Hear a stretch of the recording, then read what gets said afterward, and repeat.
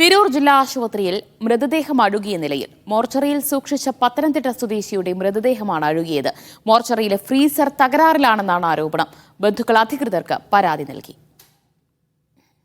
ശനിയാഴ്ച രാവിലെയാണ് പത്തനംതിട്ട കോഴഞ്ചേരി സ്വദേശി മാവുങ്കമണ്ണിൽ നാസറിനെ തിരൂരിൽ ട്രെയിനിടിച്ചു മരിച്ച നിലയിൽ കണ്ടെത്തിയത്. തുടർന്ന് മൃതദേഹം തിരൂർ ജില്ലാ ആശുപത്രി മോർച്ചറിയിലേക്ക് മാറ്റിയിരുന്നു. ഞായറാഴ്ച മാധ്യമങ്ങളിൽ കണ്ട വാർത്തയെ തുടർന്നാണ് ബന്ധുക്കൾ മൃതദേഹം തിരിച്ചറിഞ്ഞത്. തുടർന്ന് ഇന്ന് രാവിലെ ബന്ധുക്കൾ എത്തിയപ്പോഴാണ് മൃതദേഹം അഴുകിയ നിലയിൽ കണ്ടെത്തിയത്.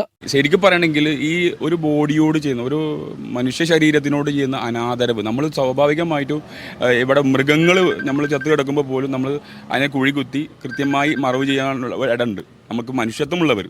ഇത് സത്യത്തിൽ ഈ ബോഡിയോട് ചെയ്ത വലിയൊരു അനാദരവ്. സംഭവത്തിൽ കുടുംബം അധികൃതർക്ക് പരാതി നൽകിയിട്ടുണ്ട്. ഈ മോർച്ചറിയിലെ ഫ്രീസർ യാതൊരുവിധ ഇതുമില്ലാതെ, അതായത് ഓണാക്കിയിട്ടില്ല. പിന്നെ ഇത് ശരീരത്തിന് ദുർഗന്ധം വഹിക്കുന്ന വാടകയായിരുന്നു. അത് ഞങ്ങൾ ആറുമായിട്ട് ഇവിടെ സംസാരിക്കുകയും പിന്നെ അത് ചെറിയ ഇഷ്യൂവായി, അത് പ്രശ്നമായി ഞങ്ങൾ പരാതിയൊക്കെ കൊടുത്തിട്ടുണ്ട്. വിഷയത്തിൽ യുവജന സംഘടനകളും മനുഷ്യാവകാശ പ്രവർത്തകരും മുഖ്യമന്ത്രി, ആരോഗ്യവകുപ്പ് മന്ത്രി, DMO ഉൾപ്പെടെയുള്ളവർക്ക് പരാതി നൽകി.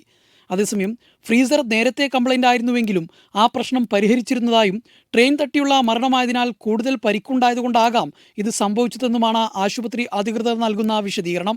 മീഡിയ 1 തിരൂർ.